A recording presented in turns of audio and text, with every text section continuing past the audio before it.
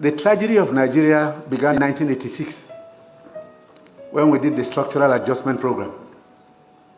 When we were persuaded to devalue our currency every week for 32 years. When I went to school, and many of you are here, the naira was $1.50. The naira was almost £1 sterling.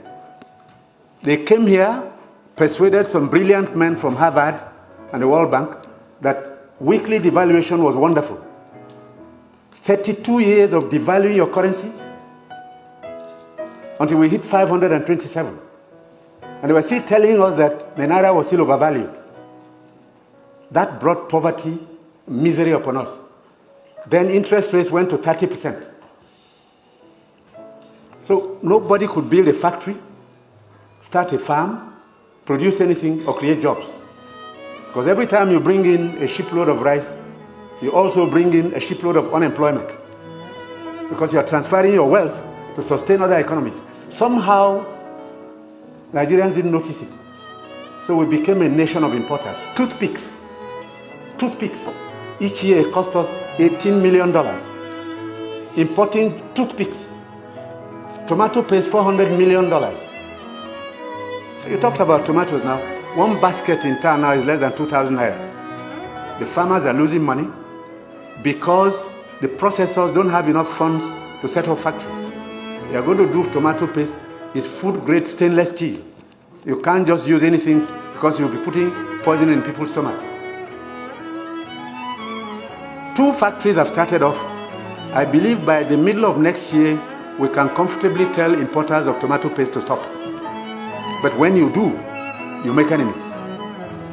Even the rice we're trying to reduce, we have enemies, heavy enemies, people who can kill if they have a chance, because you're spoiling their business. And let nobody take it lightly. These guys have seized this country's economy, they've taken us hostage, and they have no intention of giving up. Because this is a huge market, a very sweet market, and they have taken control. And I'm saying it because I have been in this business for 41 years and I can tell you some history. Abdullah Adamu is here. Import milk, sugar, toothpicks, toothpaste, handkerchiefs, pencils. We don't make. To cure Nigerians of that malady will take a while. It will take a strong government. That's the truth. And they are not happy that we're cutting down. When we cut down, they lose money there. So you see all sorts of publications. We're telling lies. We're not growing rice. We're trying to demoralize the local farmers and make sure that the economy fails. That's the story of imports. Now, I read a story recently in the newspapers. The French ambassador, the champagne ambassador in Nigeria, gave an article to The Guardian. He said Nigerians love life. We are the biggest consumers of champagne on planet Earth, more than the French who make it. There are parties you attend in some places where the only drink is champagne.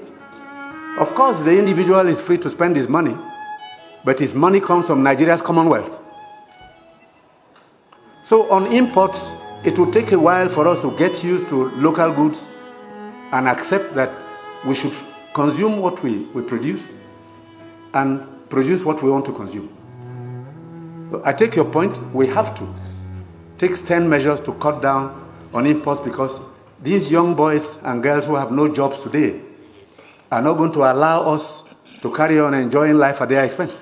They need jobs. They need jobs. They are children. They've graduated, they've come back home to begin a second childhood because there's no factory to employ them. And the ministries can't take any more. But somebody is making sure you fail when you want to produce at home.